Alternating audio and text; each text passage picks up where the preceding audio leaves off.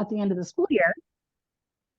So I'm going to record this and I'll pop it into the Facebook page later as well, in case you need to come back to it, but hopefully you won't. I'm also going to send up a follow-up email with the flight information that we're going to talk about tonight, so that you'll have it.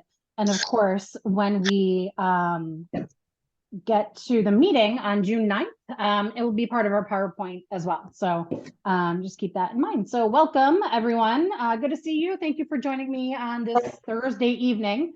Feel free to pop questions in the chat and or unmute yourself if you would like.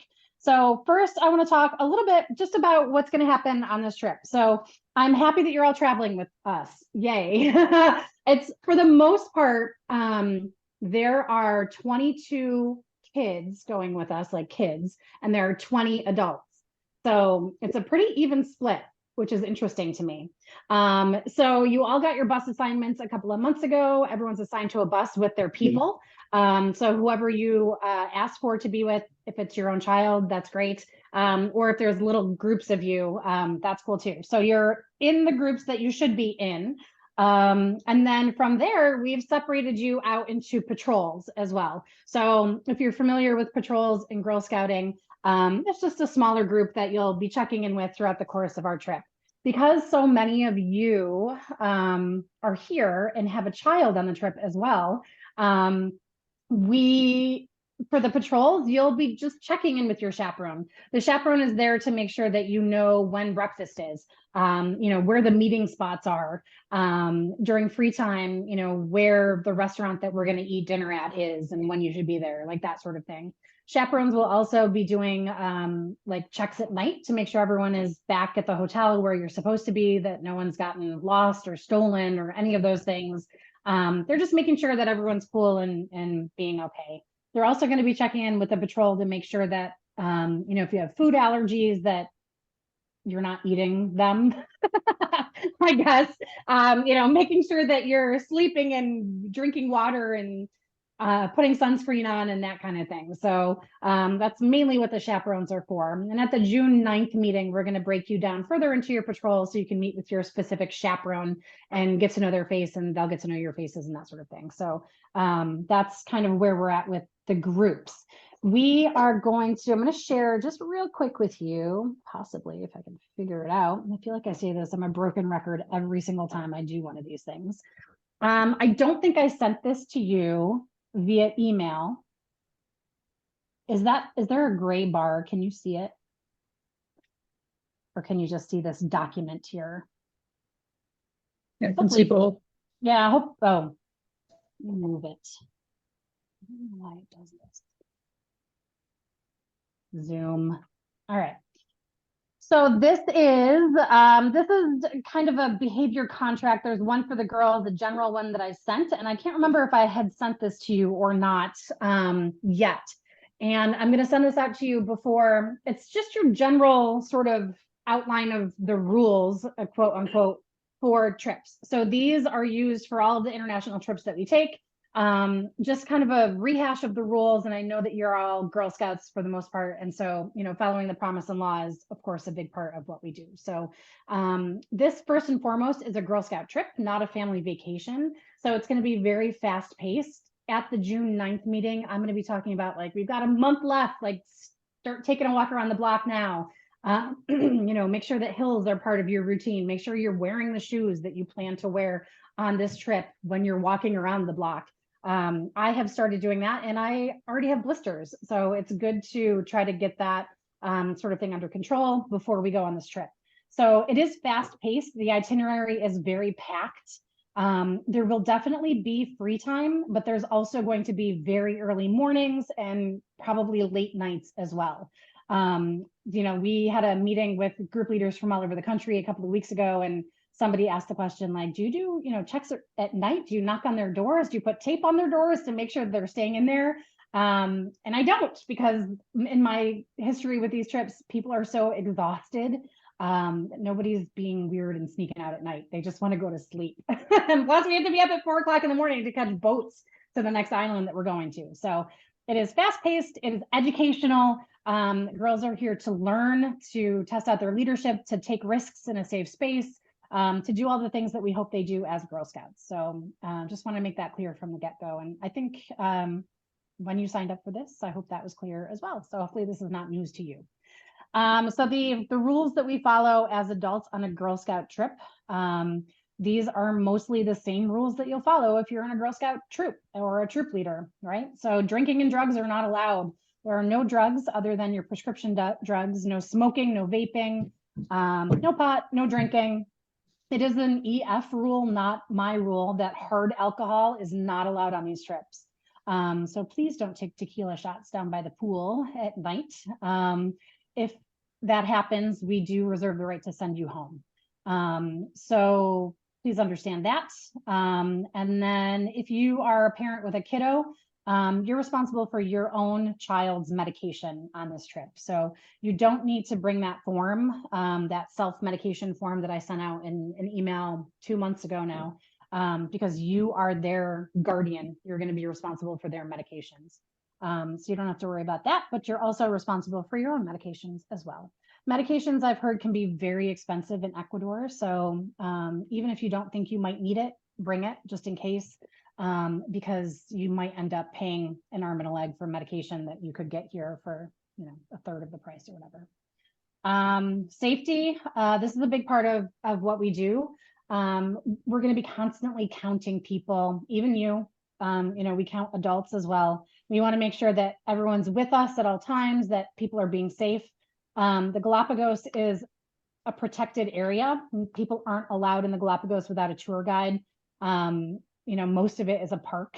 So we're not going to be wandering away, striking out on our own, doing things that might harm the environment, taking rocks or climbing things that, you know, shouldn't be climbed, that sort of thing. And it's especially important here in the Galapagos to remember that. So you're not going to be giving Girl Scouts general directions or permissions for any of these things. If there's a part of the group that wants to do something, or, you know, if there's free time and they're asking to do X, Y, and Z, that's up to the discretion of myself and Serafina and the chaperones as well. Of course, you are all adults. So if you choose to do something on your own and you let us know, I don't see a problem with it. But I will say that all scheduled activities are mandatory unless something else is happening, you're ill, or I don't know, we're doing a tasting and you're allergic to something, or, you know, some extenuating circumstance where you might not want to participate in the activity. Snorkeling is not mandatory. It's, you know, it's of your own free will. Snorkeling is hard and weird. And if you've never done it before, it can be an odd experience to have to breathe through that snorkel. So it's not mandatory. Of course, it's all challenge by choice when that sort of thing is involved. But like if we're going to the Darwin Center, everybody's going to the Darwin Center all together. You can't choose to go into town instead and meet up with us later. That's part of our tour. And then I hope that you will not be taking Girl Scouts away from their chaperone group at any time unless, you know, you ask us. And like I said before, on free time and times when we're not doing a mandatory activity, I don't really care what you do, as long as you let us know so that we don't panic that you're lost somewhere on the equator here. So there you go. This next part is a big part of the promise and law, and it's a big part of travel in general, I think. Things are going to happen. Bad things may happen. Hopefully they don't. Weird things might happen. We might get plane delays. We might find food that we don't want to eat. We might get rashes in weird places that make us cranky, right? But the important thing to remember is that we're all people and things happen, and we all deserve respect and kindness. So hopefully as Girl Scouts, we can remember that along the way. And that's kind of actually why I called this meeting tonight as well, to talk about flights, because they're a little rough. And so I wanted to talk with you all about them tonight instead of doing it in front of a whole group full of children. So there's that.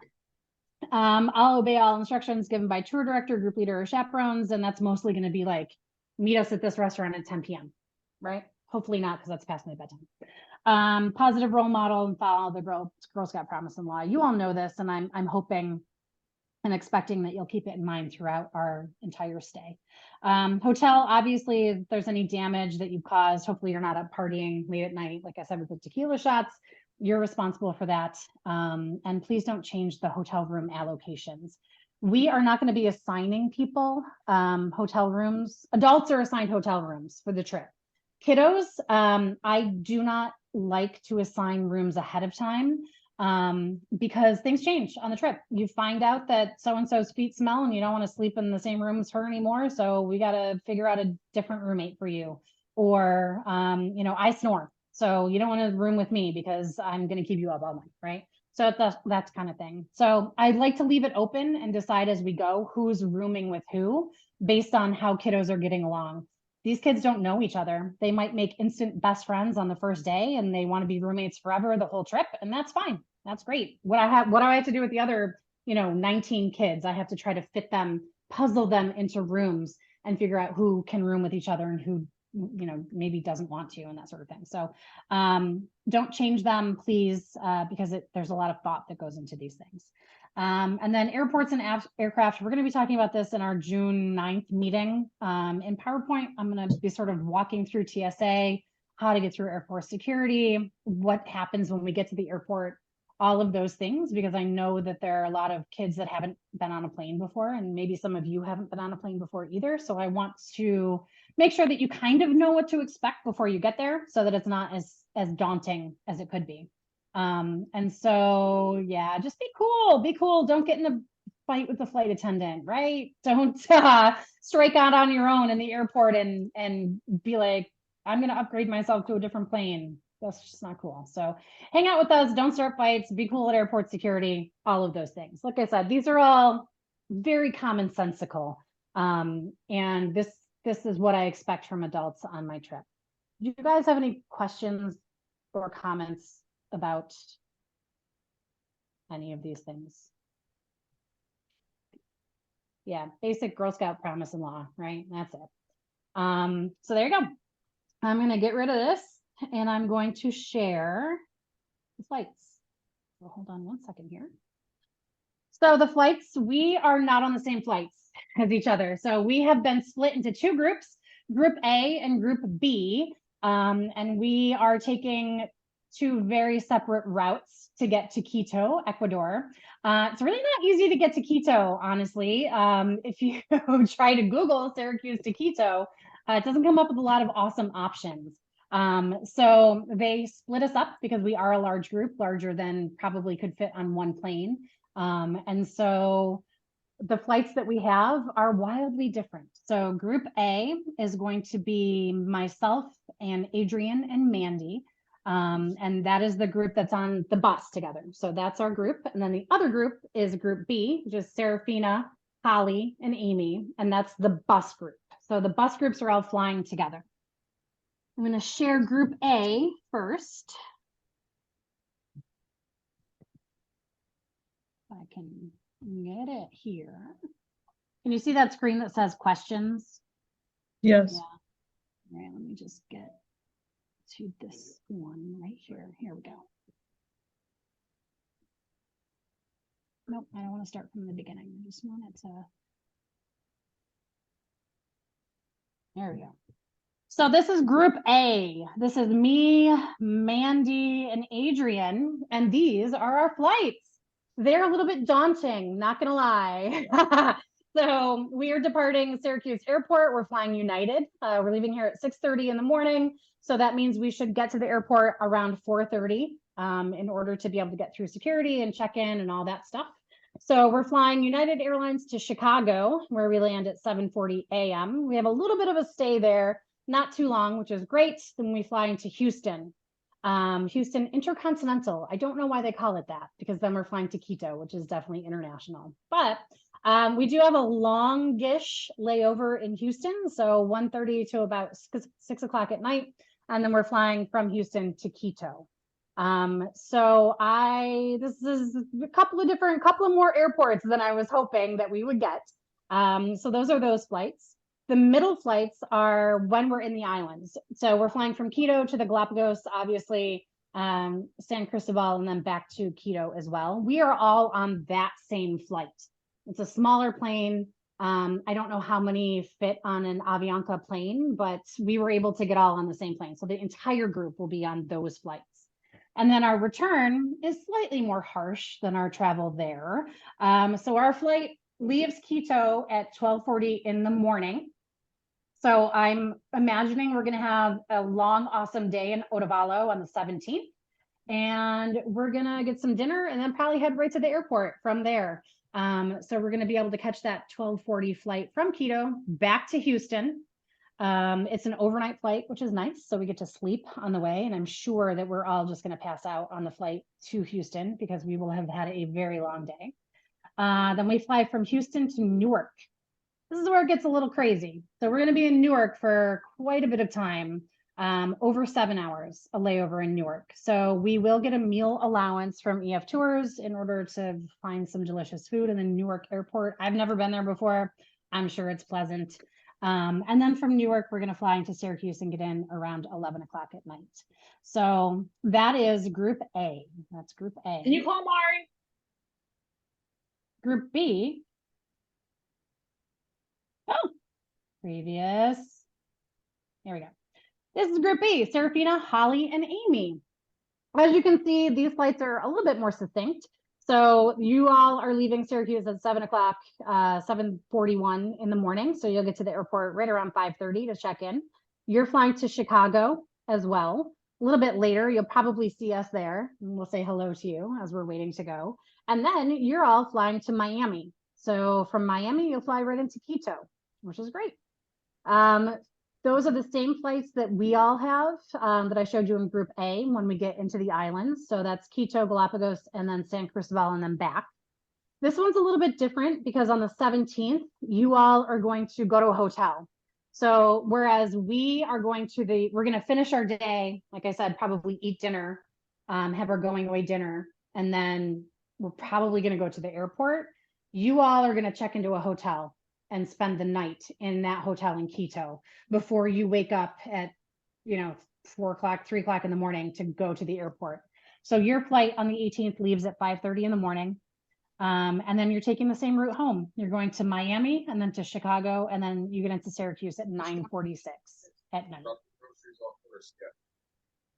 So these are our flights. Like I said, they are a little bit more harsh than I was expecting. Not easy to get to Quito. And when I first saw them, I was like, oh my gosh, like, what did they do to us? And then I attempted to get a flight from Syracuse to Quito and realized that that's not too bad, actually, comparatively to some of the flights that I've seen. So blue is Group 1, green is Group 2. Yes. And I'll send out the patrols, the breakdown of the patrols after this as well, so that you can see like who your chaperone is and who else is in your patrol and that sort of thing. So there's that. So this is an adventure. It's going to be fun. It's going to be a long day, long days in the airport. I don't hate airports. I don't hate hospitals. I don't mind just hanging out. We'll bring some cards. We'll eat some food. We'll get to know each other a little bit. It's not going to be terrible. It's not going to be terrible. We're going to the Galapagos. That's the best part about this, right? So like we have kind of a long day in the airport and that's fine and blah, but then we're going to wake up in Ecuador and it's going to be amazing. And then we're going to go see some turtles and flamingos and frigate birds. And it's going to be even more amazing. And then on the way home, we just get to sleep in the Newark airport for 7 hours. But we will have had the adventure of a lifetime and it's going to be amazing. Yes, I will be talking like this for the entire trip. So if you're in Group A, get used to it because I'm going to be your biggest cheerleader. And if you're in Group B, you get to chill with Serafina, who's a little bit more chill than me. But we'll see. We'll see how it goes. The camp vows, I think you guys are in my group, Group A. I know you're all dreading, right? Like you're like, oh my God, what group am I in? Question. Yes, I have a quick question. So when we get to the airport, do we all wait to go through TSA together, or are we going through TSA and meeting at the gate? That's a great question, Michaela. And I will be talking at length about this on June 9th at our meeting, which you will not be at because you're in Florida, right? Yes. Yeah. So yeah, we're going to meet at the United or the American Airlines check-in counter. Because we will not have seats assigned to us yet. We have to check in at the counter, and that's where they're going to print out our boarding pass. There's no e-ticket that's involved with this. Like if you're traveling by yourself, you just check in on the app and you don't even need it. It goes on your phone and you're good to go. Because this is group travel, we have to check in and they have to print us actual boarding passes, which we are then going to use on our phones. So we're going to meet at the desk. Right. Thank you. No problem. Let's see. What other questions do I have? What do I see here? Polices. Yep. Polices are group B. Who made them colors? Did I make them colors? I did, didn't I? I'm so smart. Sometimes. Yeah, Carolyn, I think you're in group A. Apple? Becky Furlow, you're in Seraphina's group B. Yeah, 40 days to go. Cruises and Snyders are in group B. Yep. Good. See, you all know what's going on. Why don't we have seat assignments? Yes, that's a great question. So they, I don't know, as part of the group travel, when I traveled to Japan, we did get them ahead of time because I was able to put our flight numbers into the Delta app. I haven't flown United recently, but there's a chance that we can put that confirmation number in and we can see flight assignments before we go. But they don't guarantee it with every airline. So it really just depends on the airline. I usually don't fly anything but Delta, so I'm unfamiliar with how other airlines do their apps. But we may have seats before we get there. I do not know, but we still have to check in because we don't have like printable boarding passes yet. Austin Grant. Let me see if I can verify that. Like I said, I'll send out the groups after this as well. It's right there. Oh, I could just share You this right scroll now, up so you in can the see it. chat, Michaela did post the document. So Oh, if she you did. scroll up, it's there. You can click on it and all the groups are Yeah, there. so this was also in an email. If you want to Yeah. Mm-hmm. look back in the email from Liz. Yep, and here's this. Did I send out the patrol groups as well or no? No, okay. Yep, the Moultons, Cuttree, Grant, Austins are in the blue group and you're with Adrian.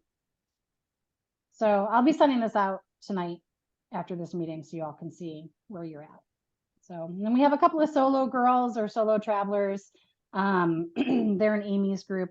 And actually there's two in Adrian's group, but they have buddies. So that's cool too. So, uh-oh, I lost you. Hold on. Now I have too many tabs open. Hold on one second. Here we go. Okay, questions, comments, concerns. How are we feeling? Feeling okay? Temperature check?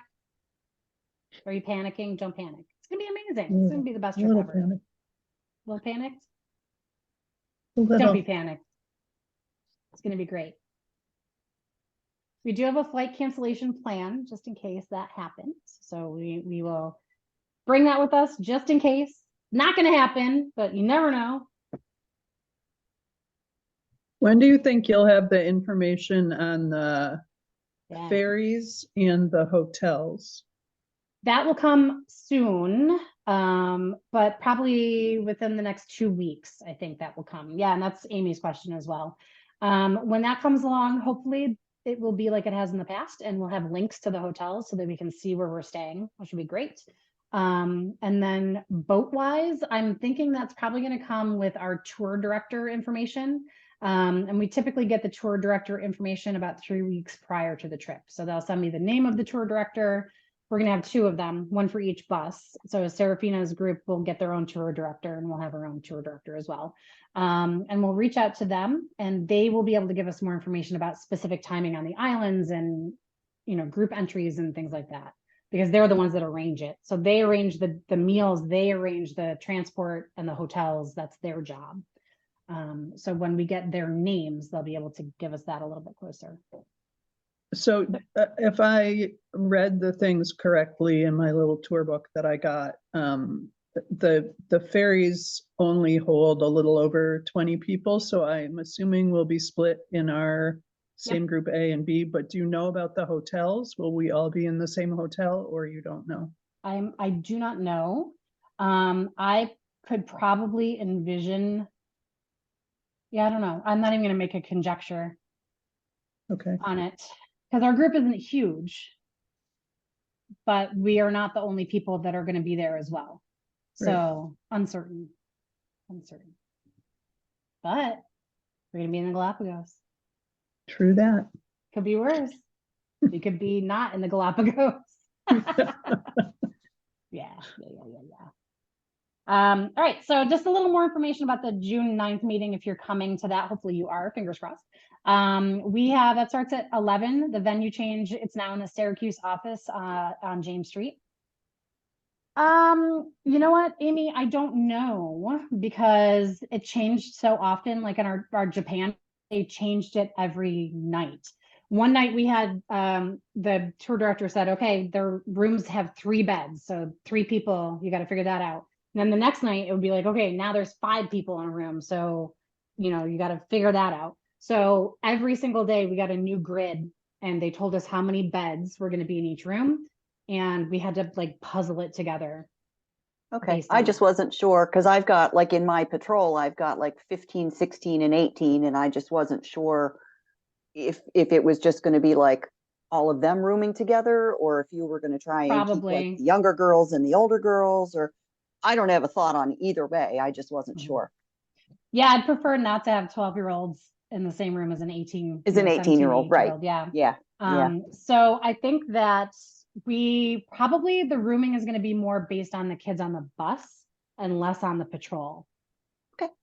But what will happen is we'll all be on this WhatsApp situation, and I'll take a picture of the rooming assignments and put it in the WhatsApp so everyone knows what room people are in, so that we can make sure that we're keeping track of folks, and you gotta bead on them. Okay. Yes, so the Syracuse office, 11 o'clock, it's gonna start. We're gonna have my final PowerPoint. I have some random things to just update you all on. Plus, we're gonna be talking about TSA and the flights and, money and just various other things. It's called, excuse me, WhatsApp. And we're also gonna be talking about that during this meeting as well. So I'll ask you to download the WhatsApp app, and then everyone that's at the meeting, and hopefully everyone in general, there's going to be a slide that says, if you're in group A, text my name is first name, last name to my cell phone number, because you're on my bus.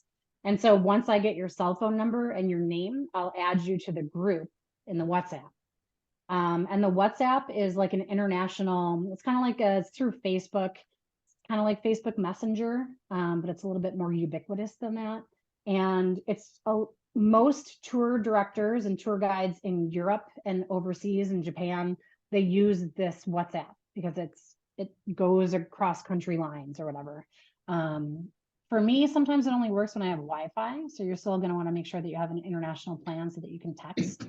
I do know that there are some folks that don't have an international plan because their cell phone, like Cricket, doesn't have an Ecuador plan. So if you have a Cricket phone, you can't get an international plan in Ecuador. It's just not one of their countries. I actually, when I went to Paris, because I use a network that doesn't have an international plan, and I use this eSIM called Ubigi. I'm gonna type it because it's weird. And Ecuador is listed as a country that you can do it. And I think I paid like $6 for like 10 gigabytes, and I didn't run out the whole time. And I was using Google Maps and stuff. And I actually just got an email from them about data plans. So it was very easy, and I didn't buy it. Well, I bought it before I left, and for some reason the eSIM didn't work when I got to Paris, so I had to buy another $6 one, which was fine. I would have been mad if it was more, but it worked after I bought it there. So I would suggest like just downloading this when you get to Quito. That's my plan. Hopefully it works because I'm in charge. Yeah, so, and when we're at hotels, there's gonna be Wi-Fi, so you'll be hooked up to the Wi-Fi. The other thing is, there are folks that I know don't have, like I said, the Cricket people or whatever. We're just gonna make sure that they're paired up with somebody who has it, right? Like we're not going to a huge place with big cities. Quito is going to be the biggest city, but we're not like breaking up into groups there. We're going to travel together for the most part. And then when we get to the Galapagos, there's nowhere to go. Right. So yeah, I mean, I think the largest island is like 5 miles long, and that's it. Probably run it. I couldn't, but you probably could. Yeah, it's not very big. So I'm not as concerned that folks may not have an international plan on this trip than I was like going to Tokyo. So there you go. Right. So we're going to take care of that in this meeting as well. We're also I'm going to give you instructions on your travelers app. So we're all going to have an app through EF, and it will have the updated itinerary. You'll be able to see like minute by minute, like my last one that I went to Barcelona, 7 a.m. breakfast, 8:30 participate in the, an EF seminar, 9:45 coffee break, 2:30 p.m. take a guided tour. So as we get closer, it'll update for our specific tour, and you'll be able to see the itinerary hourly every day that we're there. So that usually comes out about 3 weeks before our trip. And if you want to download it now, you won't see anything. There's not really going to be anything in there. You also need a special code that's specific to our trip as well. That information is going to be in the slides on June 9th when you come to that meeting. We're also having a delicious lunch catered by Hope Cafe. And let me just get real quick. Hope Cafe. Can I find it? We are having ceviche and humitas. We're having sides of maduros y queso y arroz and lentejas, beans, I think. For the meal, carne guisada and papa guisado for vegetarians. Arroz con leche and tres leches for dessert. And then our beverage is jugo de guanabana y emoliente. That sounded pretty legit, right? So super excited about all of those things. So that's our lunch. There is stuff for vegetarians as well if you're a vegetarian. And then we're going to break out into our patrols. We're going to do some activities. We're going to talk about, expectations, maybe some pain points, like what are you nervous about and how can we help you feel a little bit more comfortable and be better prepared for the trip. And that's it. So it shouldn't go past 2 o'clock. I also have things to give you. I have an EF backpack that I just got in the mail to give you. I have a bracelet that has the EF phone number and emergency phone numbers on it. There's a travel journal. I have some Jin shoes for your boat sickness. Probably some liquid IVs, maybe some chapstick. I don't know. I have to go shopping. So there's going to be all sorts of fun stuff on that day on June 9th. Questions, comments, concerns? Liz, on these patrols, there's a bunch of different colors. Are the people who are traveling together who know each other, are they one color? Yep. Okay. Yeah. So just for example, Carolyn and Aurora are together, mom and daughter, right? And so your green, your group of 5 are, even though only 2 of them have the same last name, they're all friends with each other. Okay. So they have requested to be in that group. Yep. Thank you. You're welcome. Any other questions, comments, concerns? No? I just got some sweet binoculars in the mail for my bird watching situation. I'm excited about that. And my new shoes gave me blisters, so that's cool, but I'm working on it. I have like a month and a half to figure that out, right? And yeah, sunblock. That's next on the list. So if you have any questions, comments, concerns, feel free to email me. Otherwise, hopefully I will see you on June 9th in Syracuse, 960 James Street, for our final meeting where we get to meet each other face to face before we go on this epic adventure with each other. Sound good? Sounds good. Okay. Thanks for hanging. Happy Thursday. I'll see you in a couple of weeks here. And have a great night. Bye. Bye.